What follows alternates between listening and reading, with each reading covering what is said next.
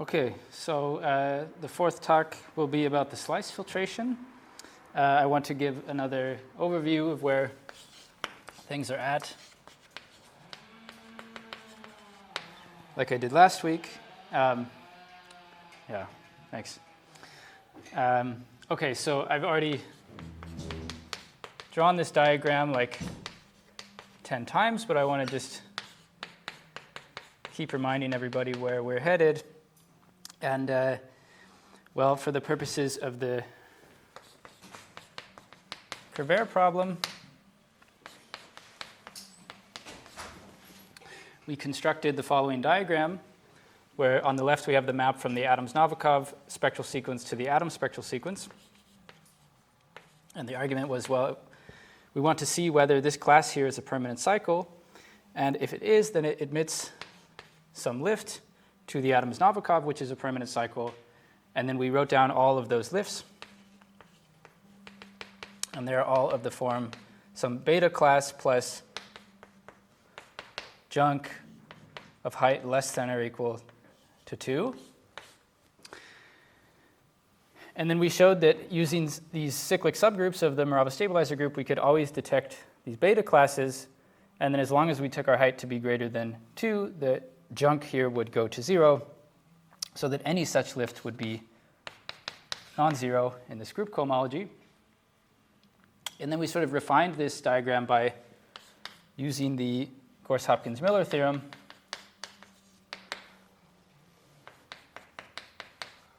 to factor this through a map from the Adams-Novikov to the homotopy fixed point spectral sequence for a C8 action on height 4 Morava E theory. Okay, and that's how we established this detection theorem.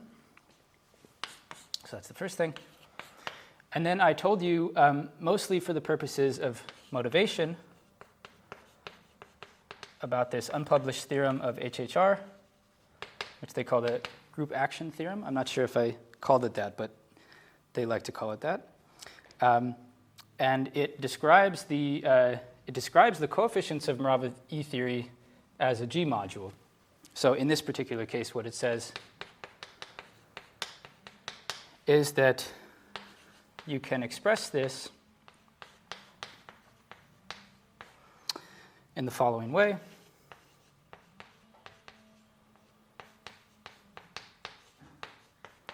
So I take this norm of a polynomial algebra on a single generator U in degree 2, which is a C2 thing where U generates a sign representation with its C2 action, and I is the following ideal.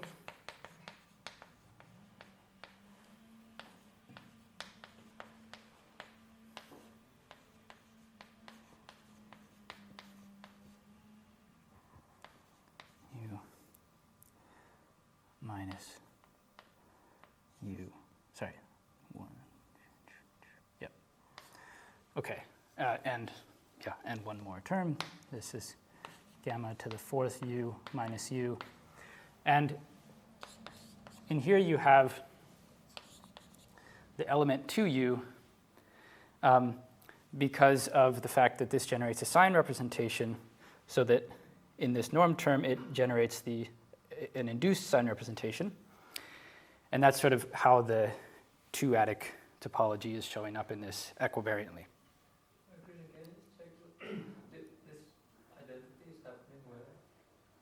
This is an isomorph. Yeah. Yeah. Yeah. Yeah. Exactly. Okay. So, and as I said, this is an unpublished theorem of HHR, which at least in this form is proven in a paper, Baudry, Hill, Shi, Jing. But we won't need it and we won't use it. So really, for our purposes, we just used it to motivate this connective model story that I talked about last week, which was the idea that maybe we could build a C4 spectrum, little E4, which just picks out this sort of polynomial part, this sort of decompleted and unlocalized part. And Yeah, and so basically what today will be about is more or less proving something like this. So in other words, proving a version of this group action theorem that's sort of purely on the connective models side of things and is a lot easier to prove. Yeah, so that's how we can sort of get away with not actually proving this. And okay.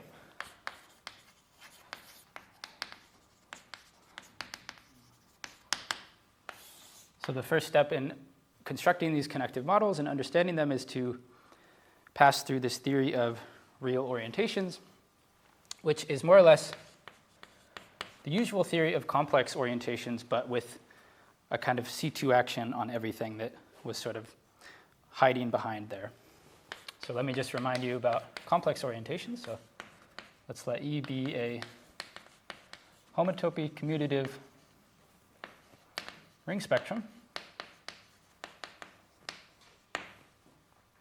And I want to consider when the unit map of E factors over the bottom cell of CP infinity. Okay, so when this happens, let's say E is complex orientable, and the proposition is that a diagram like this gives you an isomorphism, an E cohomology CP infinity with a power series ring over this generator X. So this class X is this diagonal map here, which was in E upper 2 of CP infinity. Okay, and just want to briefly review the proof of this so that we can see that it works equivariantly all the same. And the proof is to use the cellular filtration of CP infinity. So it has this nice even cell structure with one cell in each even degree, which in particular tells us that it has associated graded, a wedge of even spheres. And the way we prove this is to use this filtration and apply E cohomology to it, which gives rise to the Atiyah-Hirzebruch spectral sequence, which just sort of manifestly by looking at this associated graded has the following associated graded polynomial on E star. Okay, and well, it's a spectral sequence of E star modules. And so it collapses if and only if this algebra generator is a permanent cycle. And this diagram is tracing through is exactly what it means for this class X to admit a lift. So in other words, this X detects this X. And so when that X exists, this collapses. And well, then you need to make an argument about conditional convergence where the polynomial becomes a power series, and that gives you this identification. Okay. So, and then this gives rise to a formal group law in the following way. So CP infinity is a topological group. So I can use, in the case when E is complex orientable, I can look at the effect of the multiplication map on CP infinity in E star cohomology and use these identifications. This over here becomes a power series in 2 variables. And if I look at where X goes here, it goes to some power series in 2 variables, which is a formal group law, basically because CP infinity was a group. Okay, and just as a reminder, if you check the degrees of all of these things,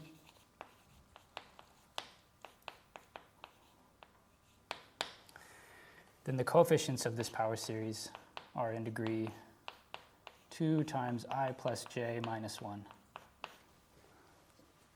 Yeah. Okay. So that's, I think, familiar to lots of people, but just wanted to review it so that we remember where this comes from and can see that it works when I now include all of the complex conjugation actions. So if I work now in C2 spectra, then we can RO C2 grade our homotopy groups, and in turn our cohomology groups. And ROC2 is the real representation ring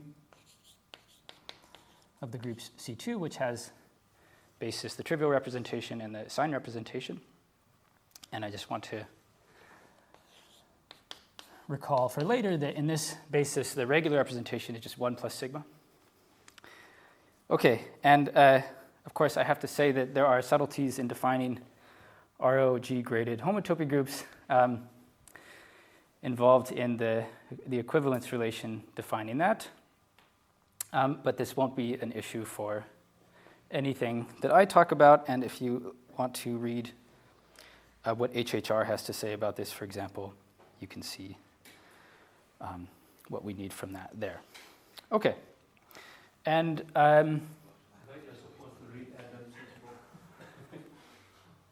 mean, I think Adams maybe gives you the sense that it's a really important issue, and HHR explained why, at least for these kinds of things, it's not the worst thing in the world. Okay. Yeah, so now I want to, the reason I introduced these ROC2 graded homotopy groups was to now give the real orientation side of this story, and I think I want to do, yeah, I'll just do this. So now let's let E be a homotopy commutative C2 ring spectrum. Oh, that's not a good color. It's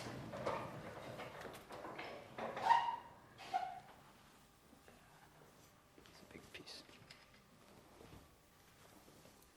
I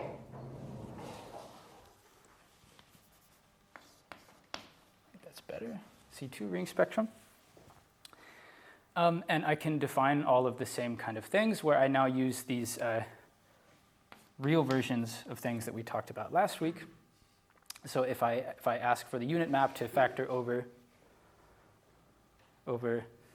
the bottom cell of CP infinity with its complex conjugation action, the bottom cell of that is in degree rho. And so I ask for factorizations like this, which when I have them, I say that E is capital R real orientable. And the reason that everything goes through is because the cellular filtration of CP infinity is equivariant with respect to the complex conjugation actions in such a way that when I take the C2 equivariant lifts, I get the n row spheres on my associated graded. And the rest goes through unchanged, with the exception of making the right degree adjustments. So here the 2's become rows, so that the coefficients of the formal group law I get are n degree rho times I plus j minus 1. Okay. All right, so now I also want to make a remark, just kind of in general about this construction, which is that it, sort of carries the CP infinity story, obviously, but also the RP infinity story along with it on geometric fixed points. So if I sort of apply the underlying spectrum functor to this whole picture, then I obviously get the usual theory of complex orientations. And if I apply geometric fixed points to everything, I get the notion of a lowercase r real orientation, by which I mean, if I take geometric fixed points of all of the main players here, CP infinity R, MU R, and so on, Then I get RP infinity MO. And with these things, there is a corresponding proposition of this sort using the standard cell structure on RP infinity. And you get a formal group law story. And you get, in particular, formal group laws with vanishing 2 series. So the formal multiplication by 2 endomorphism acts by 0 on that. And the sort of Quillen's theorem thing we have for mu holds for MO with respect to these. And that can be a convenient thing to remember when you're trying to make arguments with real-oriented theories. You can sort of use these functors together, since they're jointly conservative, to check that maps are isomorphisms and that sort of thing. And then you sort of are reducing to these 2 non-equivariant situations. Okay, so now I want to say again some non-equivariant things and remind everybody of Quillen's theorem.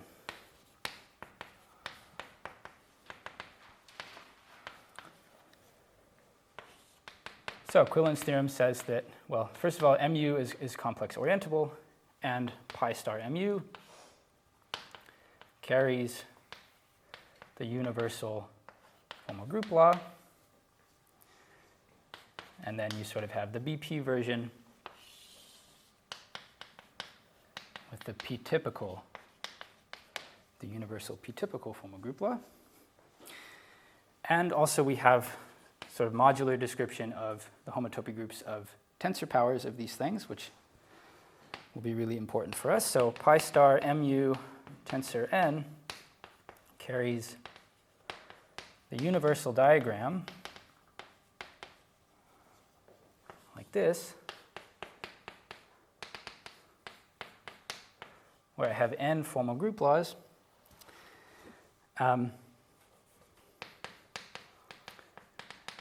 And strict isomorphisms between them according to that diagram. And similarly with BP,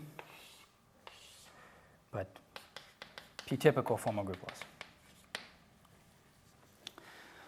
Okay. There's also a modular description of the Hurewicz map in both of these cases. So let me just state the mu version this time. So let's look at the map H that goes to integral homology.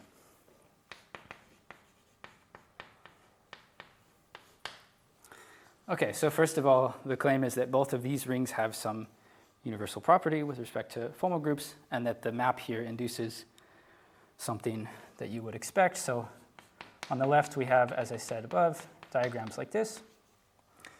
And then on the right, we have sort of similar thing, again, all strict isomorphisms, with an isomorphism from the formal additive group GA hat on the left. And the map, the natural transformation that this H map co-represents, is the one for getting the GA hat. Okay, last thing I want to write in this, what I'm calling Quillen's theorem, is the following short exact sequence. So let me just write this and then explain it. And I want to state the BP version of this. And yeah, I mean, I could have also written a BP statement for number 3 where I just asked everything to be p-typical, but let me just not write it out and just say there's also a BP version.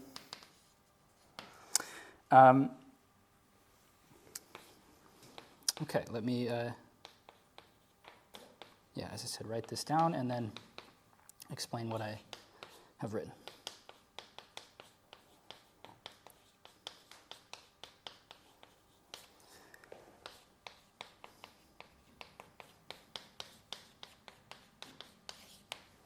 Okay, so the claim is that there is a short exact sequence as follows. So first of all, what does Q mean? So Q is this taking indecomposables. So in other words, it's taking the augmentation ideals in these, the relevant augmentation ideals in these rings and forming I mod I squared. So it's sort of looking at the associated graded with respect to the I-adic filtration. And the claim is that when you do that, you have the following short exact sequence induced by this Hurewicz map. Okay, so that's sort of Quillen's theorem with a lot of extra things added to it. Is there a question? Yeah. The one of positive degree, like the elements of positive degree. Okay, so down to z degree 0. Yeah, exactly. Yes. Okay, let me say just a couple things about this.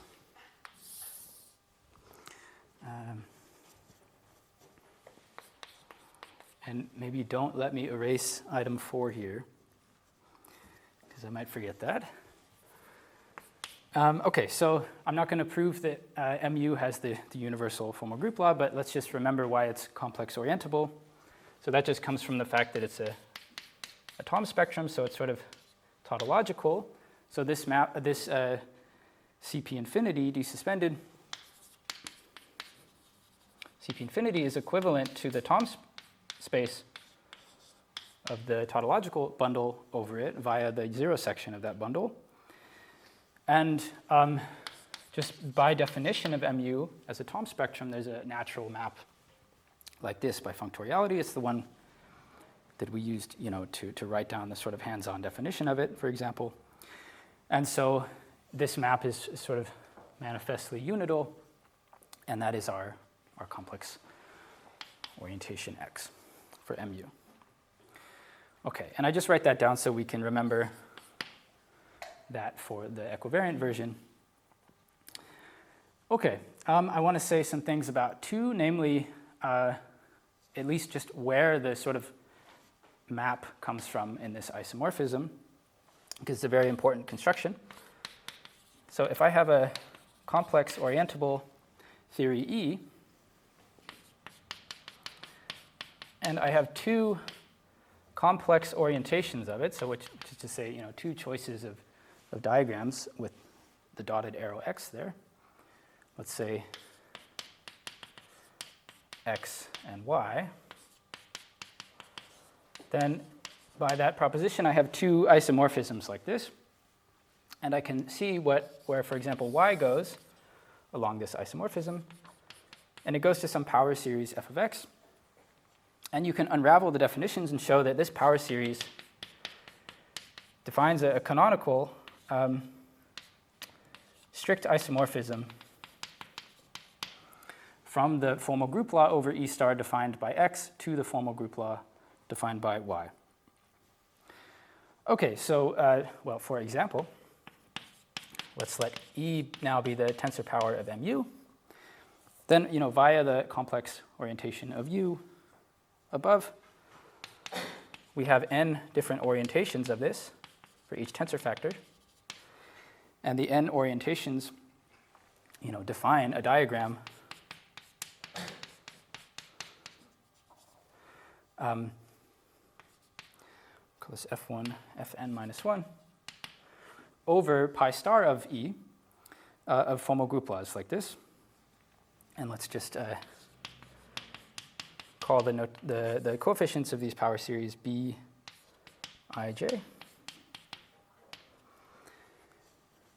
Okay, and well, the map from this sort of universal ring that I'm claiming is an isomorphism is the one where I sort of choose this diagram. So specifically,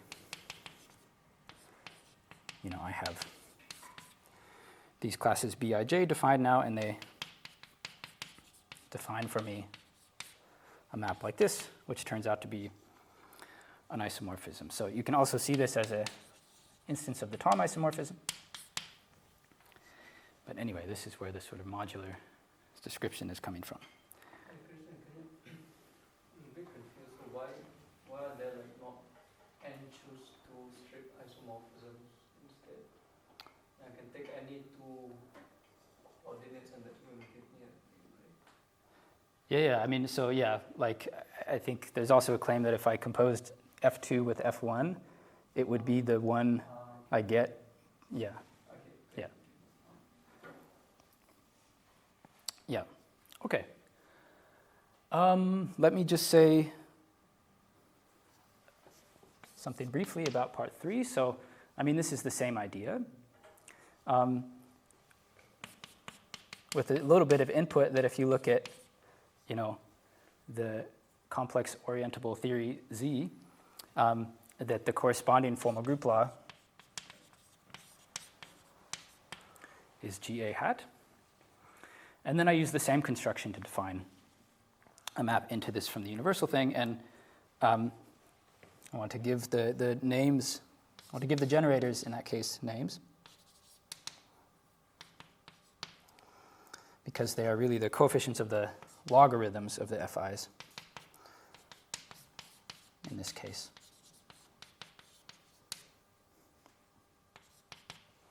So I have these logarithms over this torsion-free ring of this Fj, and I can choose these to be my generators in this case. Okay, so let me now just say for part 4 that it depends on the way you want to prove all these theorems, whether or not 4 is a consequence of 3.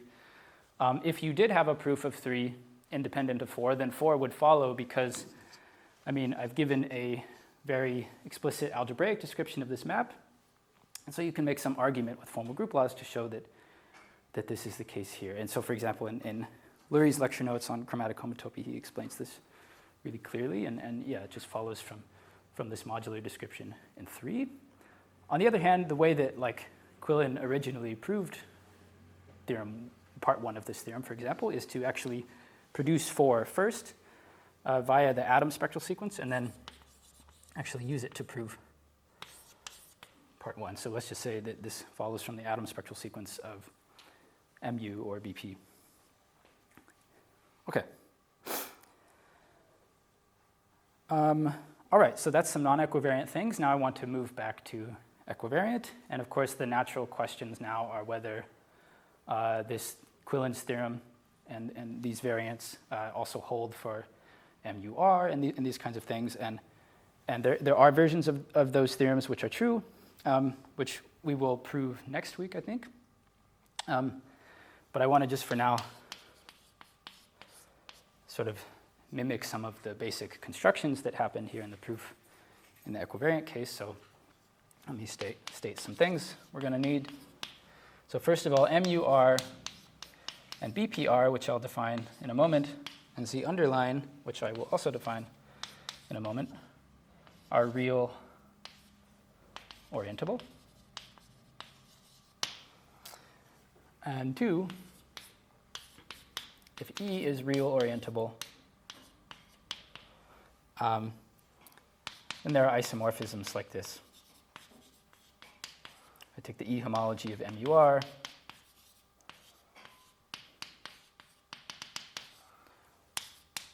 or the E homology of BPR. And now I started using this star notation, which is just ROC2 graded homotopy groups. Okay, and in this description, the BIs have degree I rho, and the TIs have degree 2 to the I minus 1 rho. Okay, so these sort of like Thom isomorphism things that we saw, in 2 and 3 there are also going to hold in this setting. So let me say a bit about the proof of this. So for 1, for MUR, the same argument works. This was this equivariant Thom spectrum, and so this kind of tautological map here gives a real orientation for MUR.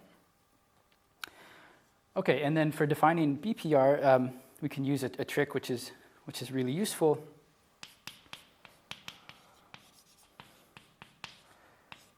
In this setting. So let me look at the star row graded homotopy of MUR. So that means the integer multiples of the regular representation rho as a sort of subgraded thing.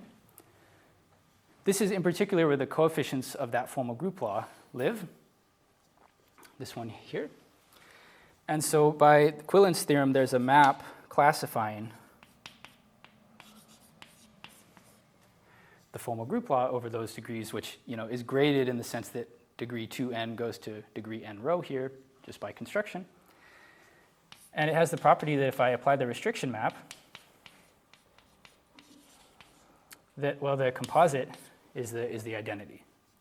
Just because, the formal group law that I constructed up here, by definition restricts to the one I constructed down here, which is the universal one. So I actually get a splitting of this restriction map.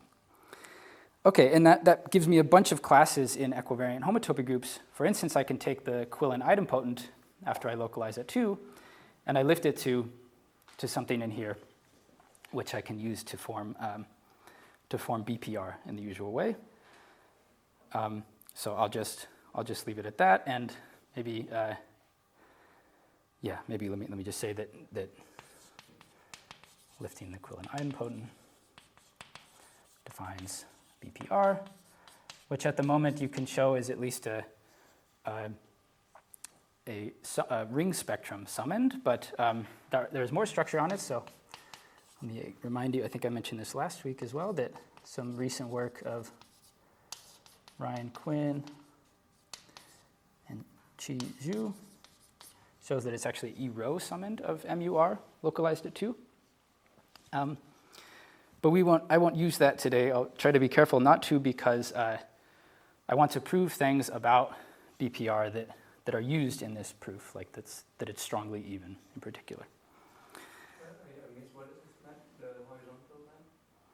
This one, so we defined a formal group law on this ring using the real orientation. This is the map classifying it by Quillen's theorem.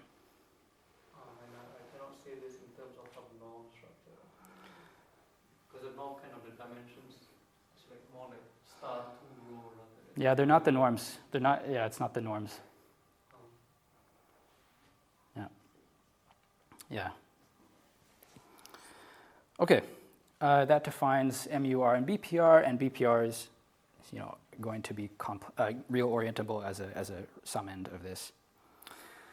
I mentioned Z underline as well. Okay, so that's really this Mackey functor, this constant Mackey functor, like this, which I can regard as a discrete spectral Mackey functor. And I'll just leave it at that for now. And without giving much details here, I'm just going to state something that will more or less follows from some calculations we do later, but that, just like non-equivariantly where CP infinity is a KZ2, which you can use to see that Z is complex orientable, you also have an Eilenberg-MacLane space description of CP infinity R that gives you that in this case. Okay, and What does that actually mean? What does this actually mean? What is a KZ rho? Yeah, good question. I think the best thing to say is just that this is loops infinity.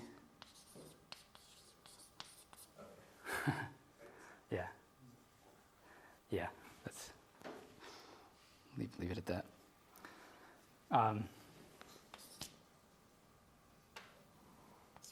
Okay.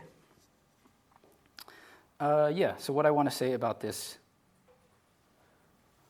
second part is just at least, again, to sort of define the map.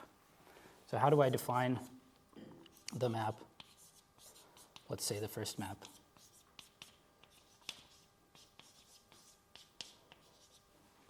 Right. Well, okay, actually, I just do the same trick that we did for this Quillen's theorem discussion, where I say, okay, here E tensor MUR is a real orientable theory with 2 real orientations.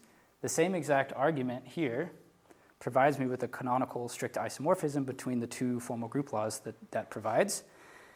And I just take the BIs to be the coefficients of that formal group law. So it's exactly the same trick as I do non-equivariantly, but everywhere I'm sort of using the formal group law data that the real orientations provide for me. And again, the fact that this is an isomorphism you can see as an instance of of a Thom isomorphism. Or if you like, you could deduce that this map is an isomorphism by checking that it is on the underline and geometric fixed points and using that they're jointly conservative. On the underline, it's sort of the non-equivariant theorem. And then on geometric fixed points, it's sort of saying, well, when you do this MO lowercase real orientation version of the story, you also have this kind of isomorphism there. And yeah, that is one way you could prove this. Are you looking this to map C2 spectral to check on geometric fixed points? Yeah. So I mean, E is a ring spectrum, so I can also say, E tensor, a big coproduct of monomials. So let's say, I can take this to be a map of free out of a free E module into E tensor MUR.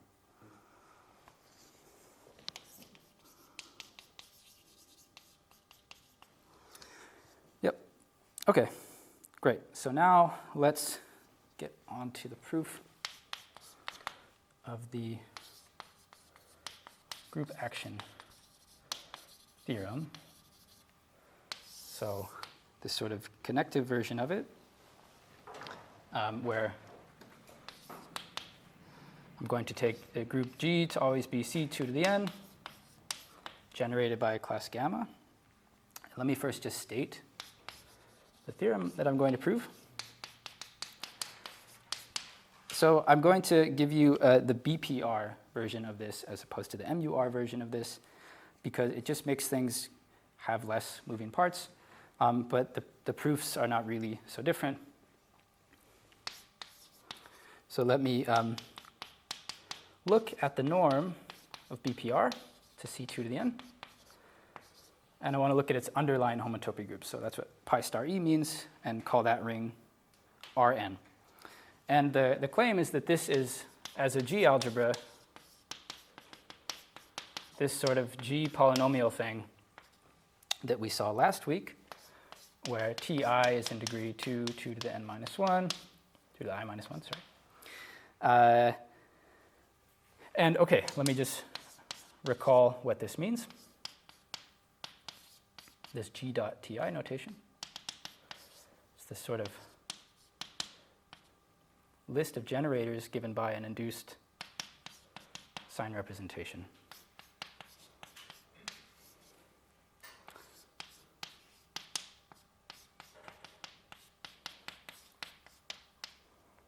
Minus Ti, sorry, yeah. Okay, so that's what that notation means, and that is some G algebra, which we saw before. We can think about it in a couple different ways. So this is on one hand the symmetric algebra on a big sum of induced sign representations on these classes Ti, which is on the other hand just the norm ZTI of this C2 algebra, where all the polynomial generators generate a sign representation. Okay, so that's the statement of the theorem. Let's do this now. Okay, I'll just get maybe about halfway through the proof and see, maybe take a break. But okay, so this is not so bad. Well, because as I already mentioned many times, like the advantage of having this norm construction is that to produce a map from here to here, for example, you just need to define C2 equivariant classes, and then the sort of universal property of the norm at least gives you a map which you can check to be an isomorphism. And so to understand how we produce C2 equivariant classes, let me remind you of some just basic facts about this norm. So first of all, if I restrict this norm down to the trivial group, I get a big tensor power of BPs. And similarly, if I restrict it to C2, that's right. I get a big tensor power of BPRs. Okay. So I want to define some C2 equivariant classes, and I'm going to do it first by defining some non-equivariant classes and then use this trick that we used already a couple times where they sort of admit canonical lifts by the real orientations.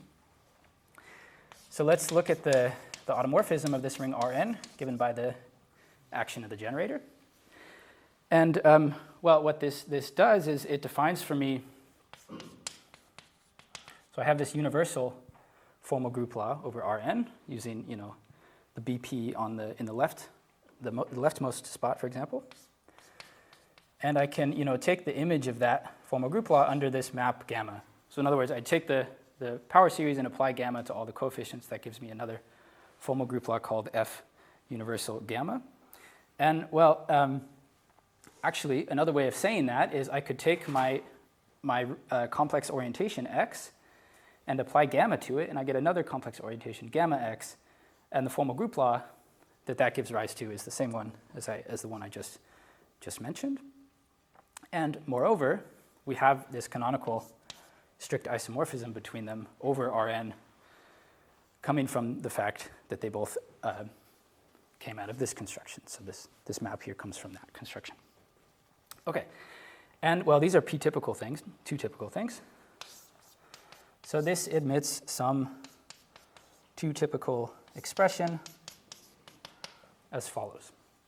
Okay, so in other words, I'm choosing these Ti classes that are appearing in the theorem statement to be the p-typical coefficients of that particular strict isomorphism. Okay. Right, so now we have to lift these to... On the first vector of BP. Yes, exactly. So if I take, sort of my complex orientation defining this one to be the leftmost factor of BP. Yeah. Okay. Now I want to lift these to C2 equivariant classes. And I'm going to do the same thing as before. So first let's look at the restriction map, of that, which is this ring Rn. Okay, and I mean, we just use, again, the fact that, this Rn satisfies the universal property in part 2 here to define a section of this, let's call it S, because this thing, this C2 spectrum is this guy, which is real orientable, and moreover has these G over too many, complex real orientations. And so this sort of real orientation version of this construction provides some strict isomorphism between the two formal group laws over this. And I define this to be the map picking out the coefficients of that. Okay. What's the upshot of this? Well, I guess the main thing I want to use this for is to figure out what the C2 action is on these classes Ti that we produced. And producing, C2 equivariant lifts of them tells you that immediately, because it tells us that Ti is the restriction of the C2 equivariant lift of Ti. And this S of Ti has degree rho times 2 to the I minus 1, which means it's an equivariant map from a representation sphere that has an odd number of sign representations in it. So the C2 action on the generator of that is exactly by minus 1, which is to say that, that Ti generates a sign representation. Okay, so let me say, I think that, if you just really thought about the formal group law definition of these Ti's, you could also see that it generates a sign representation with respect to the C2 action. But this is kind of a slick way to get it from the topology. Okay. So this means, let me just write, I have so much room. Say Ti generates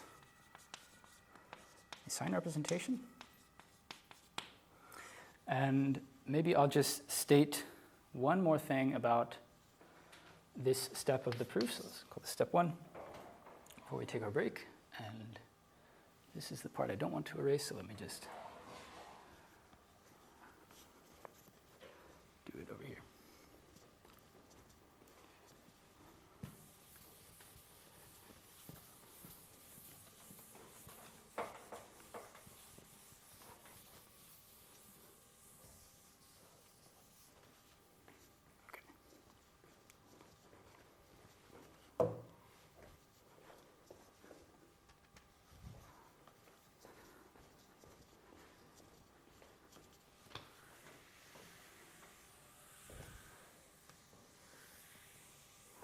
Okay, so last thing I want to say real quick is just that, well, now we have these C2 equivariant TI classes which generate a sign representation, and by the universal property of the norm, this defines for me a G equivariant map like that, which I want to show to be an isomorphism. And the point is that, well, this map is filtered